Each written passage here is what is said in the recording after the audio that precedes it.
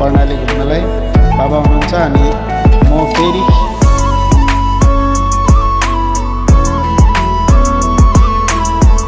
बाटो धेरै राम्रो छ र कर्णाली बाटो अप्ठ्यारो पनि धेरै छ, हेर्न सक्नुहुन्छ।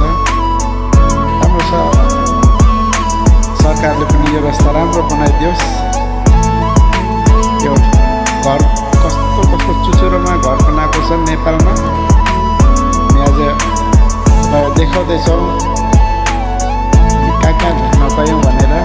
यो हो कर्णाली पुल।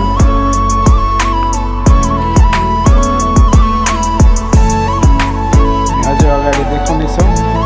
हामी आज कर्णाली पुलमा गएर फोटोहरू खिचेका छौँ, त्यो पनि देखाउनेछौँ। नदीहरू छ, कर्णाली नदी, पहाडहरू पनि धेरै ठुल्ठुला पहाडहरू छन्।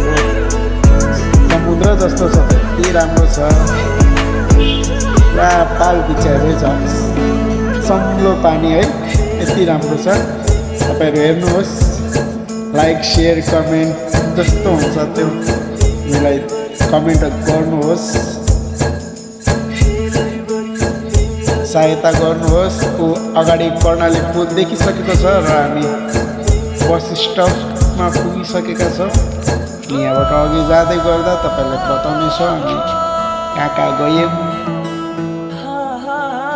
अब यो कर्णाली पुल हो, हामीहरूले केही फोटो खिच्यौँ। फेरि अब हामी लाग्यौँ हैदराबादतर्फ। फेरि हजुरहरू देखाउनेछु, यहाँ चाहिँ फोटोहरू खिच्ने पार्टीहरू धेरै बसेछन्। यो हाम्रो कर्णाली राजमार्ग, यहाँ चाहिँ कर्णाली पुल हो।